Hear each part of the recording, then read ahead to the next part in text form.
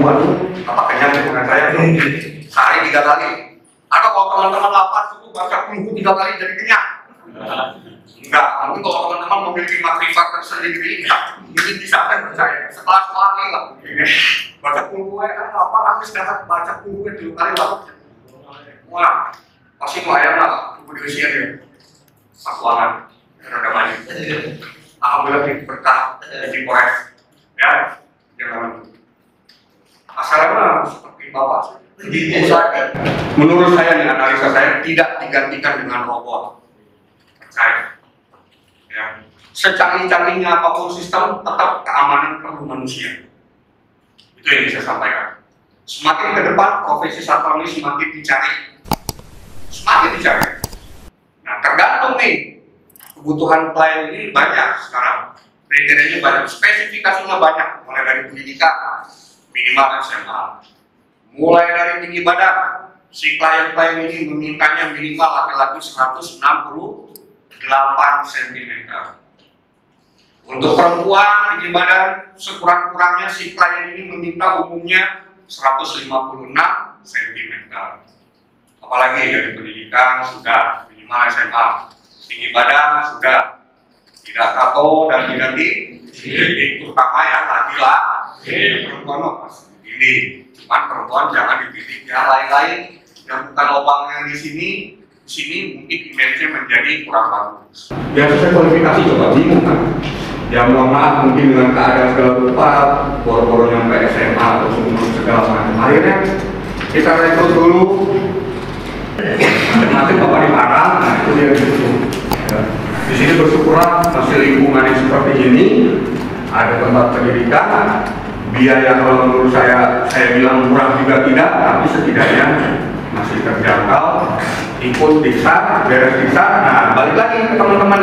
Kalau ingin berkarir, Karawang, Cikarang, Bekasi atau Jakarta, silakan. Mau perusahaannya bapak pilih apapun boleh. Mau pergi Polres, silakan. Nah, ini proyek Java. Nah, ini mulai dari perkenalan perusahaan. Itu coba lihat. Ya, saya ingin katakan setiap perusahaan boleh mengatakan dia paling baik, dia paling the best di Indonesia, boleh ya. Di Polres juga sama, terkemuka di Indonesia. Terbukti dari berdirinya aja. Di Indonesia 95, di dunianya 1934. Masuk Indonesia 95. Belum ada ya teman-teman tahu sekarang, mungkin kalau sebut merek Sigap lah, Nawakara, belum ada itu.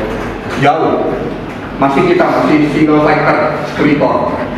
Di mana saat itu seperti organik kalau tahun segini sampai tahun 2000 awal, begitu datang manajemen Sprinkor pasti itu udah pasti ditolak karena organik dulu udah pasti alergi tuh. Wah zaman itu yayasan gitu ya. Nah itu orang tua kita dulu lah. HRD yang ada di Bandung, Semarang, Surabaya, Bali, Balikpapan, dan Timika itu menghandle Papua, Freeport, sama AMJ perkebunan sawit di Papua Barat. Nah ini ada cabang Timika. Nah Palembang, Bandung, Semarang, Surabaya, Bali, Balikpapan. Nah di Polres saat ini sudah memiliki kurang lebih 9.000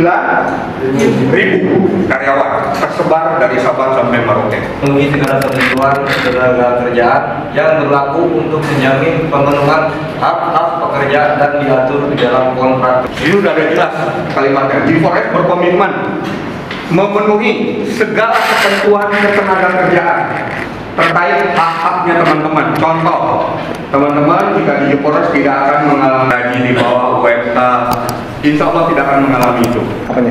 Biaya di sini 4 juta. 4 juta. Di Sorong itu 9. Ada yang 11 juta. Mahal. Makin ke timur Indonesia itu makin mahal.